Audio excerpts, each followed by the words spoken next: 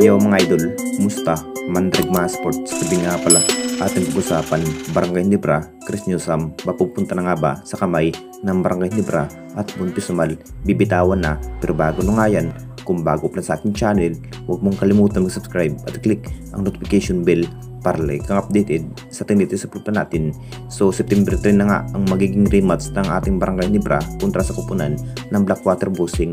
Talagang mananalo na nga ba ang Barangay Nibra dito dahil sa unang pagtutuos ni Justin Brown dito mga idol, talagang talo pa rin sa kamay ng Blackwater Bossing. Dinahandahan na rin ang nagiging maganda sa bawat laro ng ating Barangay Nibra dahil maganda pa rin ang nagiging performance ng mga bagong player tulad nga ni RJ Abarientos. Talagang nagbabalik na rin ang kanyang agresibo sa naging laro, kumamada pa rin ng 19 points sa bawat laban. Masasabing malaki na nga ang kanyang naaambag sa bawat laban mga idol ng Barangay Nibra, at hindi na rin katulad sa nagdaang laban, talagang bagsak pa rin ang kanyang laro dahil nanibago sa ibang player at import tulad nga ni Justin Brownlee.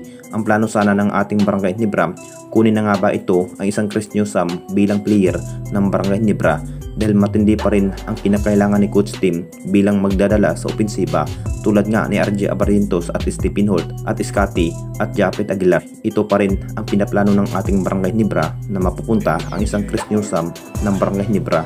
Alam naman natin lahat mga idol, sa bawat stamina sa pakikipaglaban itong si Chris Newsam, talagang mahusay pa rin bilang guard dahil pre-agent na rin ang isang Chris Newsam sa kupunan ng Bolts mga idol.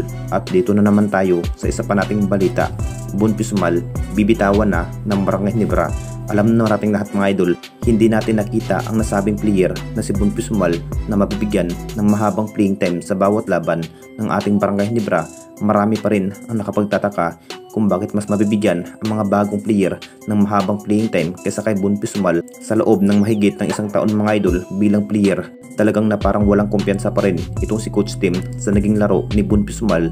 Nakita naman nating lahat kung ano lang ang nagiging maaambag itong si Bunpisumal sa kupunan ng ating Barangay Nibra. Talagang maganda pa rin ang kanyang nagiging agresibo bilang player. Talagang playing time man talaga ang kulang kung bakit na parang walang naaambag itong si Bunpisumal bilang player ng ating Barangay Nibra. Hinihintay pa rin ang lahat mga idol dahil binabalak na rin ng SMC dito mga idol na bibitawan na ang isang Bunpisumal at papalitan ng bagong player. Nanibago na rin ang nagiging chemistry ng ating Barangay Nibra kung matutuloy na si Chris Newsam, kung ito na nga ba ang magiging kapalit ni Bunpisumal. Logi pa nga ba ang Barangay Nibra dito kung makukonfirm na ito si Chris Newsam sa kupunan ng Barangay Nibra at si Bunpisumal ang kapalit? Anong masasabi ninyo mga idol tungkol sa ating video?